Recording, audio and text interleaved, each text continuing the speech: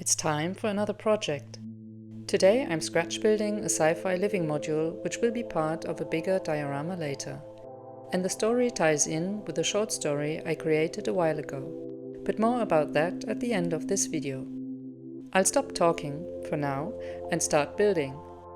Welcome to the Geeky Workbench.